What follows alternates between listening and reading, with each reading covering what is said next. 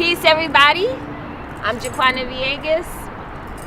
I'm Jacinda. And this is... My name is Darius Parker. I'm a Kuumba Lynx alumni and teaching artist. And this is 20 for 20.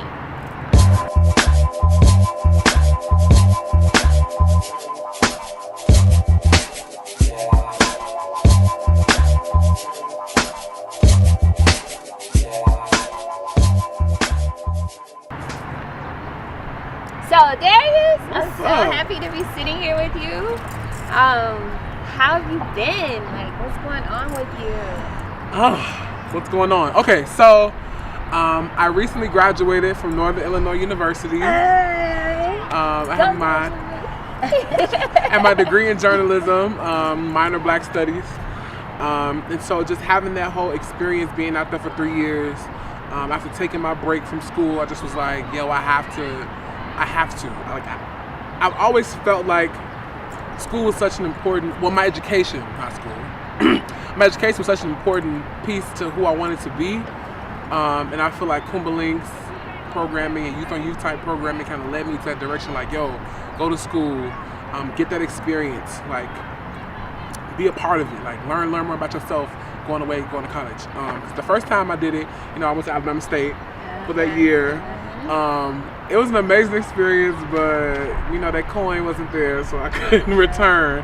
So I was all depressed. Came back to Georgia like, y'all, I feel like I failed.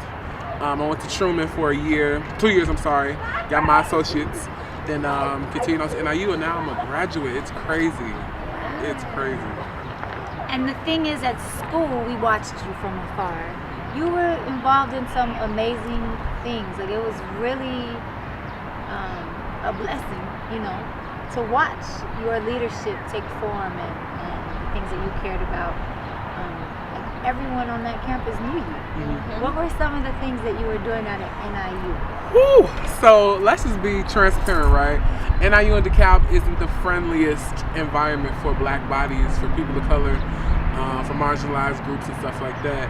And so at first I wasn't as engaged, I guess, into like the social justice aspect of my campus. I feel like I went there on a mission to like, yo, you should be a journalist, go crazy, go to class, like I always had like a hunger in me, like I have to be the best, like I have to go in there, like I have to knock heads, I have to get like positions and just like make sure my resume is good at the end of the journey. So it wasn't until like my end of my second, beginning of my third year in Northern Illinois where I kind of got affiliated with the Black Student Union.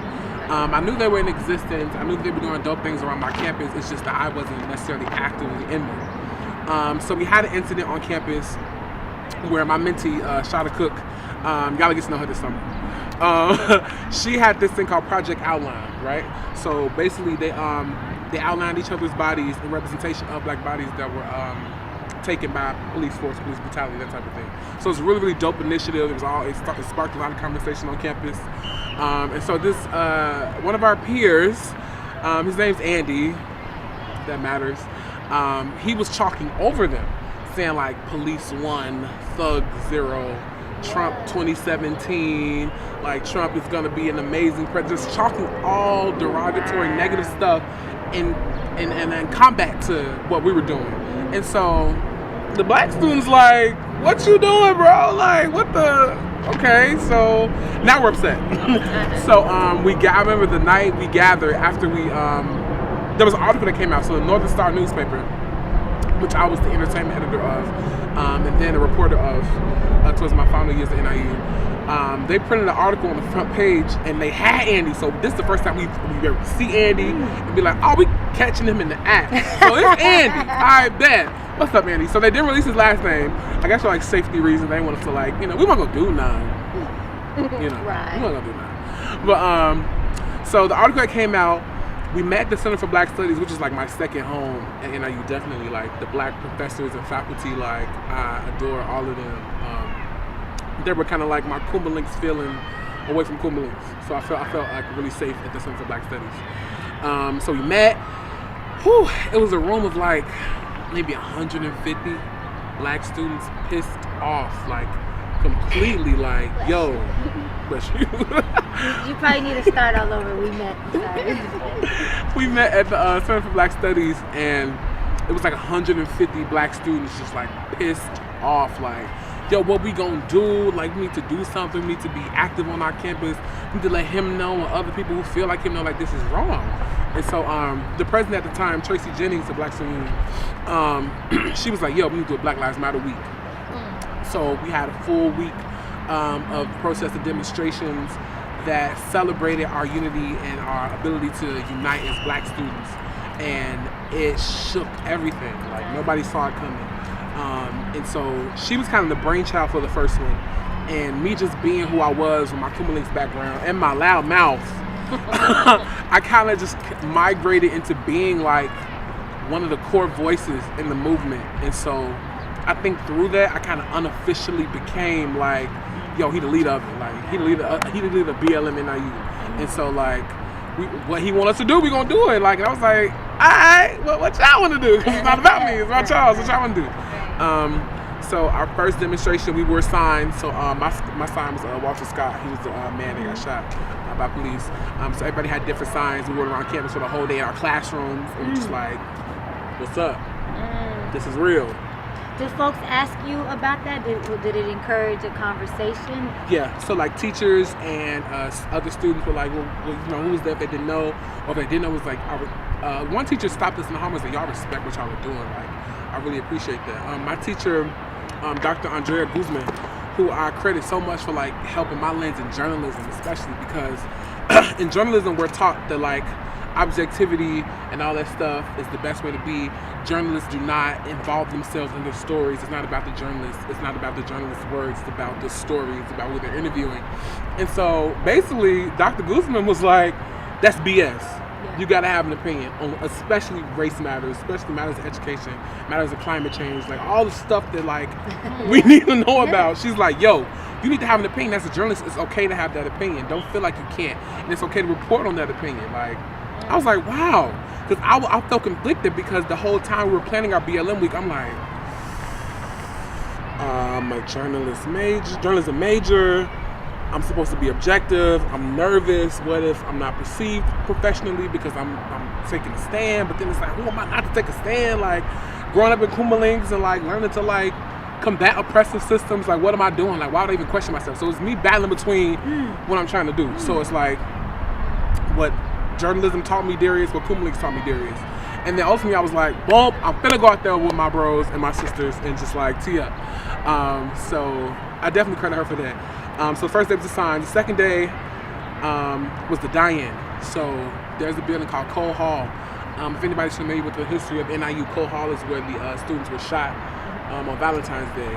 And so it wasn't to any disrespect to the students who passed or their legacy or their monument or anything like that. We made sure to be away from that. But that's what some of the students said, like, oh, it's disrespectful. We wouldn't even know what near that monument. So we shut down the bridge. So the whole bridge leading from one campus to the other. We shut it down. The same 150 black students that was in that meeting were all out, and then we attracted more. So everybody was coming in, joining in, getting on the ground, getting in the garbage bags. So they was laying down the garbage bags, had the fists up. And so Tracy, the BSU president, she was like, yo, Darius, spit some poetry. I was like, okay, what can I spit? But I had like a gauntlet of poetry up here, thanks to Kuumba Lynx of stuff, battling oppressive systems. So I spit my Wade in the Water piece first, then my racism piece next. Then I had this, my bro's name is Keontae. He spit some poetry. And then I was reading poetry from like Danette Smith, Fatima Ashgar, stuff that they've written about the same type of topics, and I spit that and honored their name. And then we read off a list of black people who were subject to police brutality. And it was, by this time, it was like almost half the campus was out. I still can't believe that was a thing. Like, they were all just out watching. And so at the same time, we're thinking like, okay, we're getting the support by a city that we need. There's an app called Yik Yak. And so Yik Yak is I guess location-sensitive app where you like can be active with the people that's around you with the app. Okay. And so they were on there going nuts, like, why are these niggers doing this? BLM is the biggest joke on this campus. this 300-pound black man yelling at me, yeah, that's really gonna make me like black people. Like, they were going crazy on there. So we was like, okay, back, because we got something for y'all tomorrow. So Wednesday, we occupied our student center.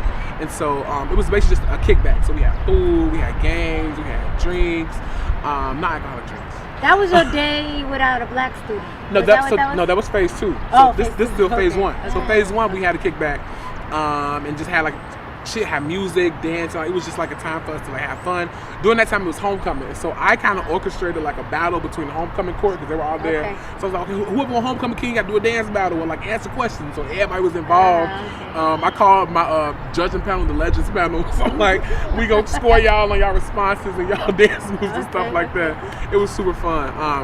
And so that was to make light because the next day was our bus turnaround shutdown.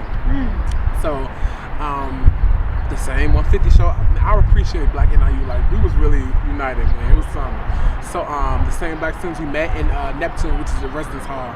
I had a debrief with them, like, you know, me and Tracy were like, yo, it's gonna get real. Police are gonna be out here. People are gonna be mad. A bus may try to hit you, but we're not moving. Unless one of our administrators, Dr. Bernice Edgehill Walden, who's the Chief Diversity Officer at NIU, because unless we get the okay from her or Dr. Flynn, who's the Director of Center for Black Studies, like, unless they tell us to watch out, we're not budging. So we marched out, hand to hand, shut down the entire bus turnaround, linked up. And so by this time, we printed out all the yik yak posts that they were saying. So I read them aloud to everybody who was watching. And to we had people filming, so I was reading to them like, this is what they're saying about us, this is what they think about us, and this is why we're not going. This is why we're doing what we're doing. And this is why the Black voice needs to be united. We're not going to stop until it is. So I read that, and so there was this guy, and I think he worked for the university or he was visiting. He was trying to leave, and so in his car? He was in the van. He was coming up behind us. I said, don't move. But by this time, so this is one of the girls, he was right here. And so he was honking his horn. And so she was crying and emotional and like locked up. And I was like, you good, you good. And I told him, you don't want to make that mistake, bro. And so like everybody who was like not locked up, but like around to support, filming, and like they were like cussing him out, like, bro, don't do it. Like, don't do nothing stupid. So he was mad. So the police was like, let him do. I was like, I bet. Like, I'll just unlink, let him do. He speeds through. No, the police had talked to him first. So it's like, if you hit these students, we're locking your ass up. We're locking your butt up. I'm sorry. But that's the police told him. Like, they were legit, they were real with him. Like, hey, you hit one of these students, we'll lock you up. Because their safety is what's important, because they're exercising their freedom of speech, which they're able to do on this campus. So if you hit them, you go. So I was like, I tried to let him through. He proceeds to speed through and flicks us off while he's speeding through and was yelling and stuff. And I had to correct the energy because they were getting upset. Yeah. I'm like, y'all, this is why we doing what we doing. Yeah. This is why. For people like him, but his grandson, them that's here. This is why we doing this. Yeah. So don't forget him. We've been having energy into this. So we locked down for maybe like another 45 minutes. Our administration showed up. Black administration was like, all right, y'all. So we were like, I bet. We marched around the entire campus chanting, singing, celebrating. We met at NIU. There's a place called MLK Commons, which is an honor to him. We linked up there and just gathered. And there's a big picture. So I had to yell Black Lives Matter, and on the 4th of Black Lives Matter, I started crying. Like, it came out of nowhere.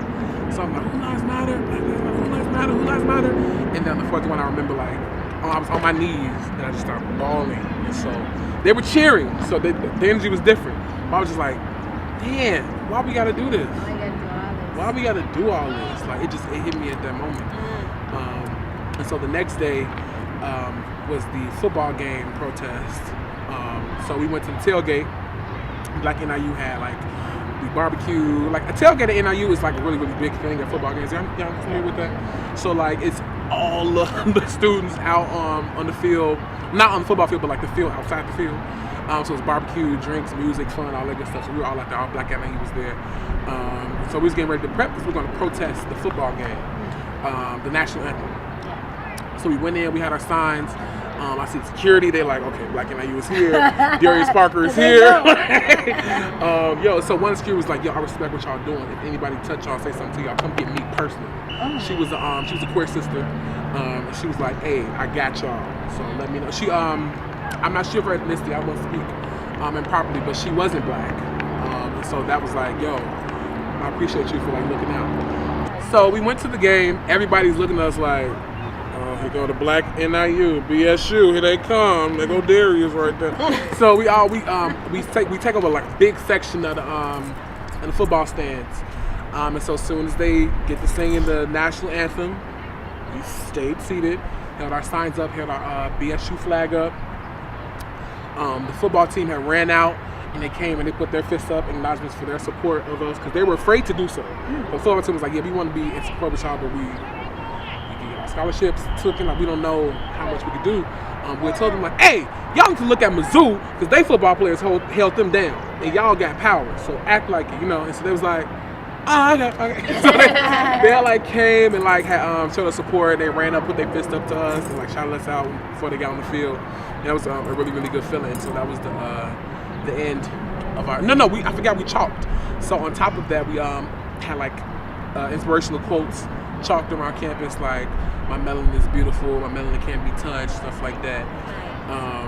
And so that was the end of our Black Lives Matter Week, phase 1. We did a second one that I led personally this past spring, my last semester at NIU, and we did similar events. But A Day Without Black Students is probably the most controversial one that I've been arguing with people about. Because I do believe they were just like, well, why would y'all not go to black students? Y'all affirming that they're saying black students don't go to class. Well, no. And everybody don't go to class all the time. So let's just be like transparent about that. Right. So this day specifically, I said, yo, if y'all got a test, it's the end of the semester, y'all got a test, y'all got to go to class, your teacher's strict on attendance, go. Come chill with us and pass it, Everybody didn't know the context, everybody's not involved, and so everybody was like, just taking that face value, which is okay, because if you want to know, you'll know. And so that happened, and so one of my black teachers was like, I would have took it personal if y'all hadn't came to class. So I was like, I was coming to class, like this the Center for Black, why would I not come? Like, I'm coming here, but I'm leaving at the end. And so yeah, this is really a really fun experience. I got an award at graduation for like my efforts in community service and leadership, and I didn't even expect it. Like, I have been like badgering Dr. Flynn about it, like, yo, am I getting an award for graduation? She's like, nah, you ain't getting none. I'm like, dang, yo, bogus, I ain't getting an award. And then when she was reading her speech and she said something about like his journalistic efforts, I looked at her like, oh, you played me. So I got my award and I was crying. I got to speak at my graduation. I got to quote Jacinda about joy, justice, and liberation, because she always talks to me about that and internalize what that means for me. And it's just been an amazing experience. I didn't expect my NIU experience to be like this. I didn't expect to enjoy as much, to meet as many people and affect as many people. I really didn't. I don't think about it. It's the humility that Kuumba Lynx taught me, because it's always been greater than myself. Because at the time, I'm always thinking like, yo, I'm thinking of Darius 2020, who's going to be in these seats and on this campus, and his black body and his queer body, and internalizing what that means for him, and like, is he going to be as comfortable, So let me shake some stuff up right now and let y'all know we're not finna just chill no more. Like, I've planted seeds there in NIU, and it's going to continue on, and that's what I'm really happy about. That it's like, one day there may be a good racial climate at NIU. Not saying it's going to happen next year or the year after that, but one day it could be tangible, and I feel like I've been instrumental in that effort, so that makes me proud. I said a lot, I'm sorry. I'm lost in your story and your journey, and I'm just really, I'm speechless, because I've known you for so long and have been able and blessed to watch it, and so to like hear it, and for you to confirm and affirm your lessons that you took away from that experience, and also to project what you're taking your learning to do and what you're going to use it for in the future is just blowing my mind, and I'm just so in awe of you.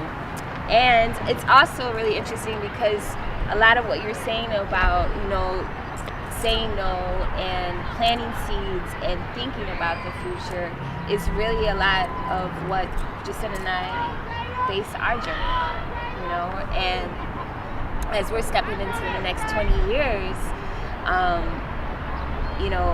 it's a comforting feeling to know that you are, on your path and how you are going to affect the work that's going to happen in Kuumba Lynx, just by coming back and mentoring and building bridges and partnerships and community, between here and Northern Illinois.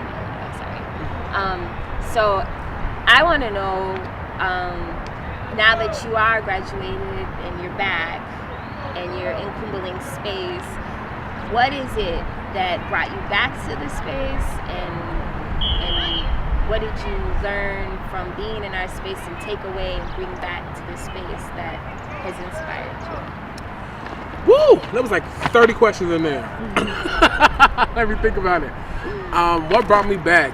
I've never left. I guess that's safe to say. Yes.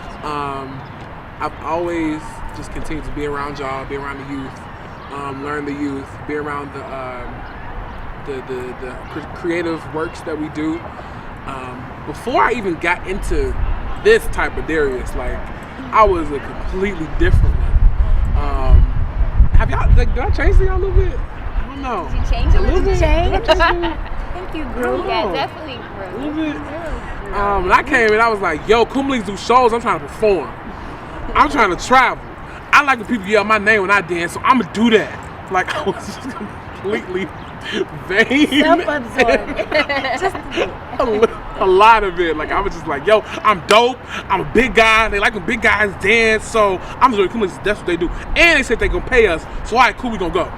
But you know what was beautiful about that is that's what we work towards, right? Like, that's the self-love that we want to have. That's the reclaiming of the shit that's been dismantled, right, and stolen. Mm-hmm. And so for you, whether that was surface and did you truly believe that or not, the fact that you were already trying to embody that was a beautiful piece. That's workable. Well, it was very surface. I wasn't comfortable in myself at the time. Wasn't comfortable with my identity and my sexuality. I was battling a lot as an only kid with a single mom who at first wasn't as accepting of a queer type of lifestyle. So I was just like, man, I don't know what I'm gonna do. But I know I came. It was my birthday. I'll never forget this. It was my birthday. October 2nd, either 2006 or 6. Had to be 6, 2006. Wow. So October 2nd, 2006, me and my best friend at the time, Hilda Banks, we came and we knew Kuumba was having an audition, so I made this whole dance in my house like a week straight. We like, yo, we can get this job. We can get this job. We me and Kuumba, we can get this job. But before that, we had been dancing at a dance team called Out of Reach at Clarendon Park District. But we never intersected them with Kuumba Lynx until me and Hilda was like, yo, we trying to join because we want to get some extra money just to like do art. Like, that's cool. So we came. I met Jaquanda. I don't know if you were there, Jay. It was Jaquanda running auditions, and she was up on the balcony, and we were up in the big space, and she's like, you got your music? We was like, yeah. We were so happy and lame. We were so happy. So I guess she was like, yeah. So she, you can't get to me. So it was a CD. This is back when blank CDs was a thing. Like, we used to burn CDs for days. So we made one CD with one song. That was a waste. So we gave it to Jaquanda. Yes. She played it, and then we just like gave it all we got. And then she was like, I'll be in touch with you. I did a really good job. So she called us like, yo, you got the job. And so I called Hilda immediately like, yo, did you get the call? Because Jaquanda just called me. Did you get the job? She's like, yeah, we got it. We're like, ah! So we excited. So we went back to our dance team with some of other Kuumba Lynx alum like Shannon Mullen, Devontae Williams, Mike Parker, Sierra Crump, Khadijah Mullen, all my homies. Like, we all were like, yo, me and Hilda just got this job at Kuumba Lynx. Y'all need to come through. They want dancers in their shows, and so that's gonna be us. And so I kind of like took a leadership role and like, yo, let's make some moves and dance with Kuumba Lynx. And at the time I had no lens, so I wasn't sure what that looked like. I remember this one time, me and my good mentor here, Jacinda, had a little argument. I don't remember this. I forgot what song I was so passionate about. I wanted to dance off this one song so bad. And she was like, yo, y'all have to be conscious of what y'all are dancing to and the message it portrays.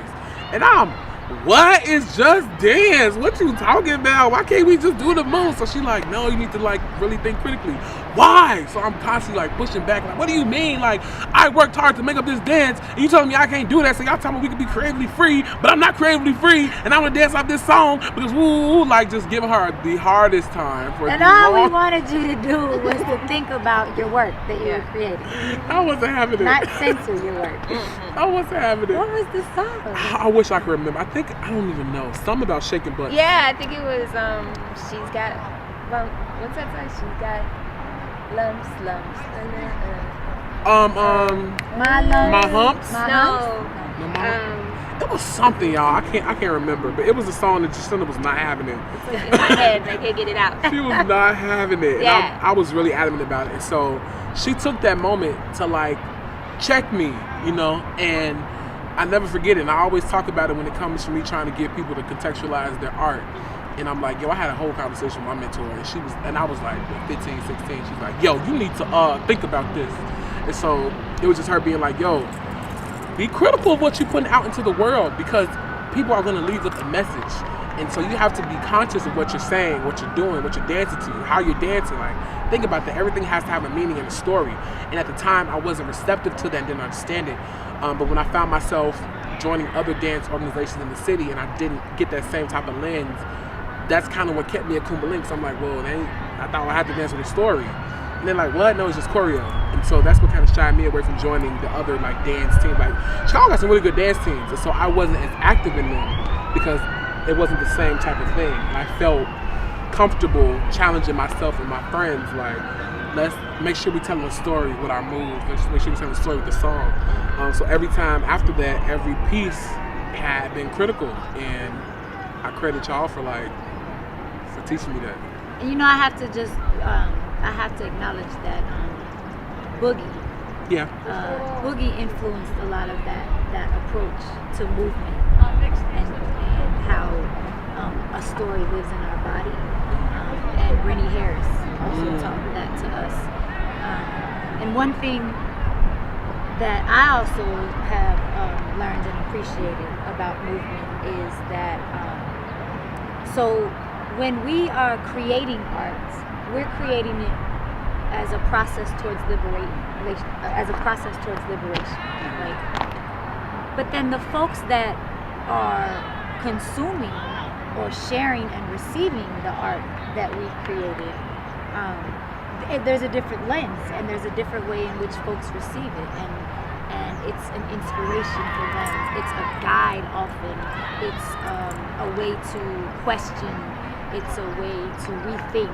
It's a reclamation, right? And ultimately, it is towards transformation. And that's two different roles, right? The art maker is doing it for one particular reason, and us as consumers of that, there's a whole completely different process that happens for us. And I think that that's really cool because I've seen that in you, like that understanding. Like, I think you've helped me to see that too. So from that initial conversation that maybe we had, I think that together we have been able to really think about facilitating space at KL for that to exist, that understanding. And when we talk about contextualizing, being able to contextualize it that way, and I think that's something that's come collectively. That's not an individual idea. I think one of the really cool pieces of the work that we've done together, because Jaquanda and I don't really take a claim in any of this work, of this 20 years body of work, right? And I mentioned that a lot of the way in which I understand movement, I have to credit to folks like Boogie and Rennie Harris and Lady Soul, because Boogie taught me really early on as a friend that our bodies tell our stories. about ourselves and the experiences that we've had. Whether that's just in the gestures, the way that we hold and position ourselves, or in the art that we create.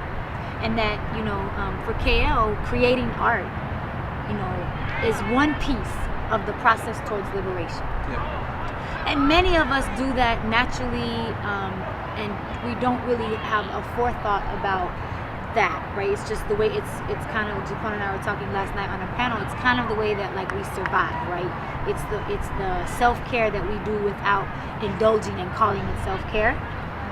And so making art is one piece of that. We make art as a process towards liberation, but then we consume art on a completely different spectrum. We consume it to be guided, to remember, to connect with other folks like you did on your campus, to reclaim who we are, to take that back, to find our joy that is a joy that's not at the expense of other folks, and ultimately to transform ourselves and our communities. And so I think that being in space with you for the last 10, 11 years has really, for me, I've been able to grapple and understand that. And I won't say that I get it now, but I'm understanding that more and more as an artist myself, the two sort of pieces of this creative existence that we have. And there's probably multiple pieces, but those are the two that I'm like understanding right now for myself. And I attribute that, to you, to working with you and, Jaquanda, my partner, and then the folks that, taught me about movement. I guess to get back to just Jaquanda's initial question about like what brings me back. Right. So I mentioned that it's like when you join Kuumba Lynx, you can't leave. That's true. It's like a lifelong bond. And so with me being my mom's only son, and me and her not always seeing eye to eye on stuff like that, I feel like Jacinda and Jaquanda kind of like became like my second mothers, and just always challenging me and nurturing me and mentoring me. And through that, we built like a legit, solid relationship. And so that was a big part of why like I stayed around. Was like, love me, love on me. I need it, and it was important for us to do that. And it brings back to like a more up-to-date memory of me and Jaquanda in Africa. I just unpacked a lot on her, and it was crazy. I didn't even know I was doing it. First time we was in Africa, it was just like, can you go back a little bit and just whoa! What happened? So while you were in college, you still were keeping ties and building relationship with Kuumba Lynx. Yeah. And you were selected to go on a trip to Morocco. It was lit, y'all. And when I tell you, it was like first class, everything. Like we like had like a dope flight while we was like watching movies and was comfortable and eating and stuff. And then like we had like the best hotels and the best like villa. Like we stayed in like the best everything. I'm like, yo, y'all really did have fun. Well, at the time I was still in school, and so I share with my mentors like, so the week before we left, I had like 3 major projects due, and so I was battling, making sure I got everything turned in on time before I went out of the country, because I knew if I did not, that F was gonna be real in those classes. And so I told my professors, I told my job at the Northern Star, I'm like, yo, I'm gonna have to go get somebody to replace me, which I've already been training somebody. So that was cool, and I got all my work in, and I was just like, I get to relax in Africa. And so me and Jaquanda joked like, yo, we finna take some dirt home, we finna take some rocks home. I have rocks. You did? I did. Oh, I got like 10 rocks and home. So we wanted to just like take away something from being there, and it was just like a really transformative moment. Actually, damn, it's 2 memories. Awesome to share. So we went to Esuria. I think that's the proper name. It means the city of wind. We're from Chicago. He's like, whoa, that's poetic. We went to the city of wind in Africa. So we went to Esuria. I wasn't gonna go on this trip actually. I was dirty and irritated, and I'm like, yo, I ain't going. I don't want to go. And I ended up going. Yeah, we drugged you out. Right. Like, no, you're gonna get up. Yeah, we're going. So I went. We were on the beach. It was beautiful. Like, man, it was horse. You were gonna talk about something that happened on the beach. I think you were about to share that. It was like horseback riding on the beach and camel riding on the beach, and like it was just crazy. So we went in the water, me and Jaquanda, and we held hands, and so we just kind of had a moment. I'm like, yo, do you feel like you're drifting, like in the water? Like, do you feel like you're moving on the water? And she's like, yeah, that's like our body's getting connected to it. I'm like, damn, like our ancestors were in this spot. This could have been a spot where they were taken. And so, hey. And so I was like, this could have been a spot where they were taken. Like, how privileged are we to stand in this space and to honor this space? So we held hands and we prayed and we cried. And then Jacinda ran up and was like, what y'all doing? Messed up the moment. Who is that? So it was me battling with like dealing with our relationships with me all the way in DeKalb and them here. And so I just told you, like, y'all be calling y'all, be texting y'all, and like y'all don't be answering y'all phones. And I really feel some way because I be needing y'all. Like, it be hard. I was the president of an org. I was an editor of a newspaper. I was in Black Student Union. I was active in my dance team, like still trying to write and perform and craft art. And it was just like, yo, I need my mentors. What are y'all doing? And so Jaquan, I kind of teared up, and I'm like, oh my God, just unpacked so much. I'm so sorry. Like I did not try to like make her feel bad. Like I felt so bad. I'm like, yo, I'm so sorry, but it's just like I be needing y'all for real. What was in a restaurant? It was somewhere. I was like, I be needing y'all. Yeah. Like just say, let me know y'all got my text or something. Like I be needing y'all. Like just to be like, LOL, you funny. Like just to know like y'all are still there. Like, but that was me just being in my own selfish mode because it's youth that need that same. They need that here. And so it was a learning moment for me too. Like, come on, Darius, like chill. You don't have to come down on them like that because they have youth who need the nurturing that you got, you know. So share. And so in that moment, I was like, damn, I'm sorry. We hugged, and she said she's sorry. She got me. And I haven't had a problem since then. It's just I don't answer my emails. But nah, it's been good. And I forget what like it was a life-changing experience. Like, yeah, it was. I mean, I'm really blessed that I had that opportunity to be there with you and to go through that with you, because it's a thing when you know you're always in the work and you're always doing it, and you don't really give yourself that moment, you know, because you're just trying to take care of things and everything. But then then sometimes that moment just grabs you, and that's how that was. It was like, come right now and let's take this moment and reconnect to our ancestors and really be present in the fact that we are in the ocean, you know, that we got, you know, taken from, you know. And so I don't know, I'm just, that moment is like a dream in my head, really.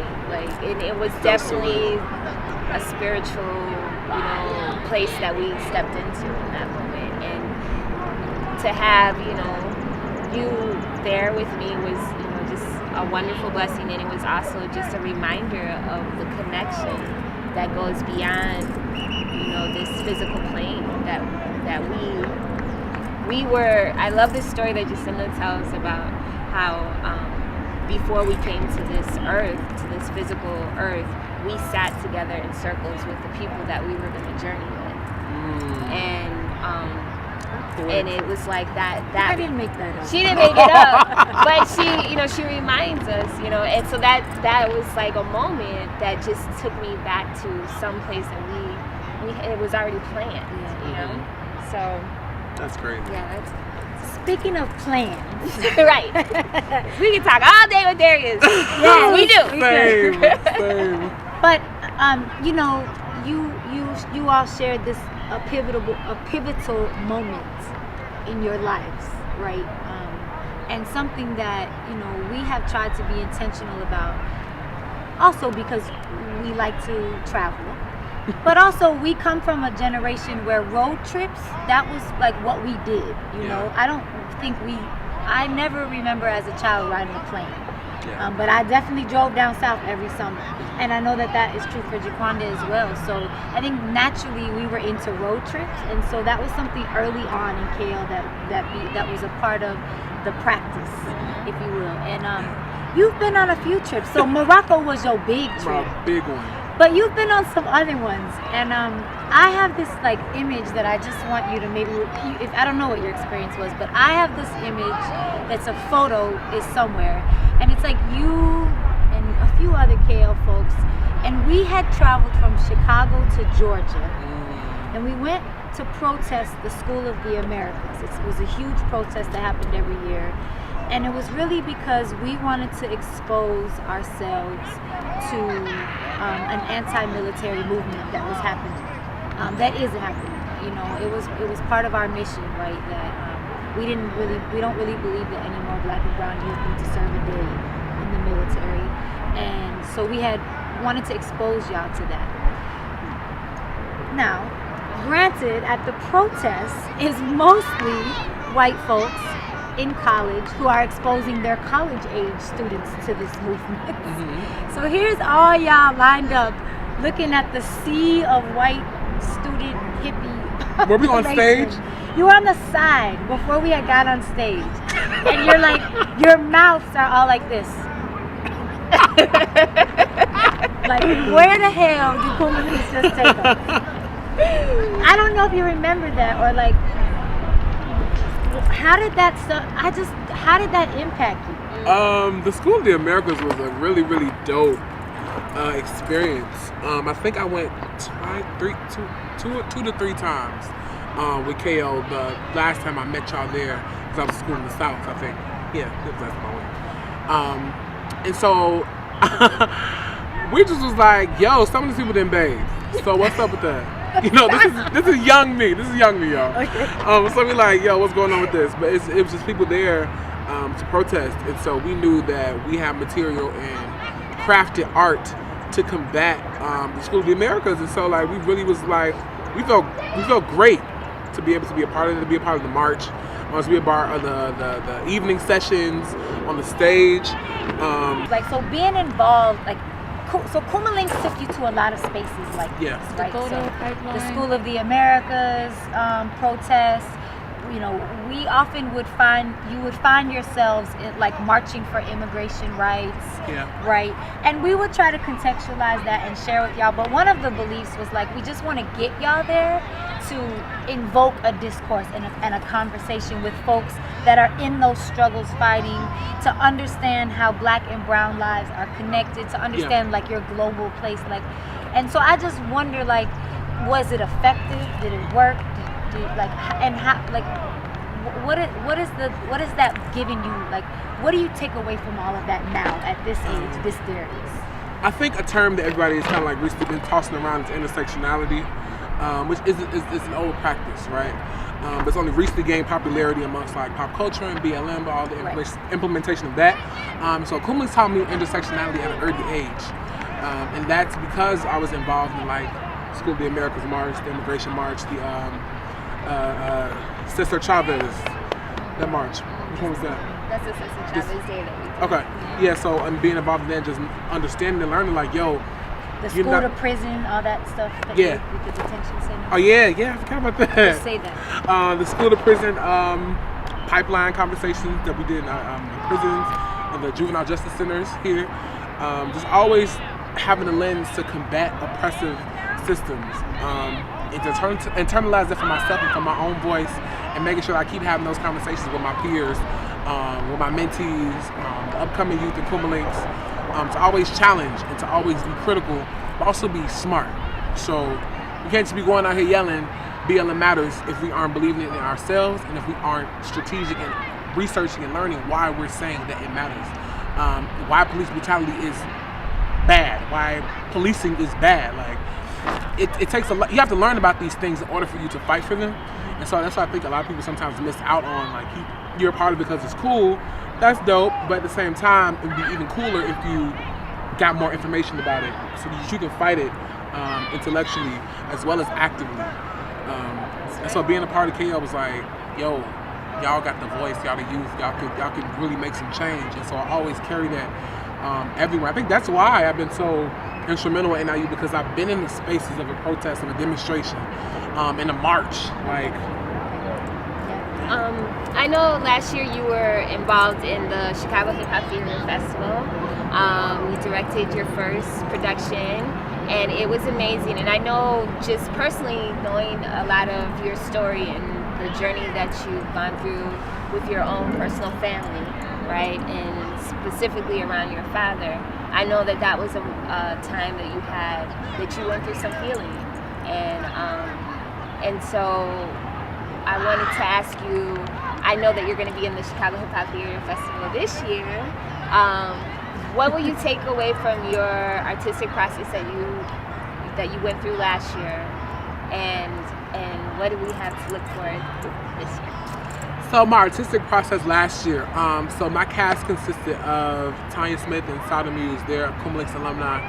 And so we had kind of already previously had works everywhere in different areas. And so our process was just pulling from our works and seeing what intersected, seeing what we wanted to talk about, making decisions around what we want our production to look like. Because we felt obligation to the Kuumba Lynx family, to the legacy, to the theater festival, to produce something great because we're alumni and we're like active alumni. So we were piecing together pieces, writing together, improv and stuff. Like we had a whole game show scene that was completely improv in my living room, and it was like one of the pivotal pieces for the show. And then there was other pieces like if we be parents, conversations with our children. What would we say to if we had kids? What would we say to them? What we want them to take away from our journeys. And then we had this whole bit about Chicago violence and how it's still affecting us. And yeah, images of like what that looks like. And internalizing that as black artists as well. So coming back this second year, I kind of touched on it last year about my black queerness. And so that kind of like took the light bulb in my head like, yo, why not produce a queer-led show of an all-queer cast, being intentional with our voice and our platform. And so I strategically recruited an all-queer cast, and it's been a dope journey of workshopping and improvising again from last year. And just seeing where we intersect, because there's so much of us that do intersect, but then there's some of us that don't. Like, I don't know what it's like to be a black queer woman, you know, and one of my castmates, Mayel, she doesn't know what it's to be a black queer man. So we're having those instances where we're like getting to know each other all over again. I did have prior relationships in my cast, like some of them are alumni, current members of KL, and like outside people I'll build relations with through my other organizations. And so it's like we're getting to know each other all over again. And understand like, whoa, that happened to you? That's crazy. That happened to me too. And so the cast is intersecting because they're like, whoa, that's crazy. Like we all go through similar type of things. Like I remember the first time I came out to my mom, you know, and so we're having those conversations as well, and like building our art and stuff around it. I want to be very intentional with this production. We got our funny scenes. Like there's this whole barbershop scene that's produced by Jacquees Robinson. She submitted it. I loved it. So it's this queer barbershop, and it's so hilarious. I can't wait to share with y'all. But it's basically an instance that she had. Don't tell us. Yeah. Don't tell us. It'll be a surprise. Yeah. Okay. But Cool. If you want to say a little bit more about your cast, say the name of the show that you're presenting, because I think we'll use some of this footage to promote that as well. Okay. So just tell us the name of your cast. I mean, the name of your show. If you can share the name of your show, a little bit about the folks that are in your cast. The name of my show is Closets, plural. And it's basically us just dissecting and opening up closets of instances in our lives and using our voices and our movement as an instrument for healing for our own selves and our own queer black bodies. Initially, a Kuumba Lynx alum, Lala Bolander, who she was in the last year with Core on the theater festival. She was originally going to be in it, but now she's expecting, so she couldn't necessarily still be a part actively. But I wish her so much with her new motherhood. So much love. I'm sorry, I didn't get that out. But she's still like heavily contributing to the writing, to the process. She's still active with my cast and myself, offering her ear and her knowledge and stuff, being a queer woman. And Devontae Williams, he's the current teaching artist for Kuumba Lynx. He's a part of it. Jacquees Robinson, who's a part of the Loud in the Bomb slam team. And also Kuumba Lynx alum, Darius Williams, like Kuumba Lynx babies, and then Kuumba Lynx adults, and then Kuumba Lynx, like we all just a whole pot of Kuumba Lynx, different generations. And we all have this intersection of being queer. And we're defining that on our own terms and what that means for us. And so I think what's really exciting about this is just like, having this type of platform. Like I wouldn't have it. Like I wouldn't be able to produce or direct or write or choreograph, and I wouldn't even be able to sit up here and be like, yo, I'm a queer black man without my journey in Kuumba Lynx, internalizing my identity and sexuality for myself and being confident in it and wearing that badge wherever I go and being true to it. And then I credit so much of this org for like my growth and my creator. y'all mentoring. Like I can't thank y'all or love y'all enough. I feel like there's so much gratitude, there's so much appreciation. Me saying thank you, I feel like it's not enough. Like I feel like I gotta get some million somewhere, like buy them house. I don't know. I feel like I have to do. I'll take a million. I gotta buy some houses. I'll take a million. I just feel like I'm so appreciative of y'all. Like I really want y'all to understand that. Like these women have changed my life, you know, and I don't know where I'd be if I didn't find this program and didn't audition and didn't challenge Jacinda on some completely clueless stuff.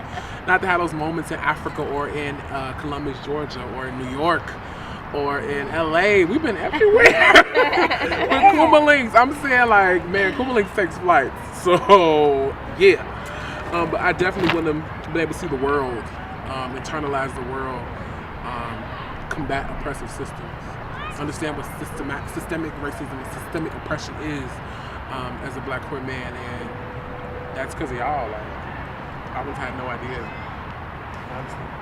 Okay, last. All right, well, we love you too. Oh my gosh. We love loving on you. So we thank you so much for coming and giving us this wonderful time. You know, we really appreciate being able to sit down and listen and get caught up and see what's going on.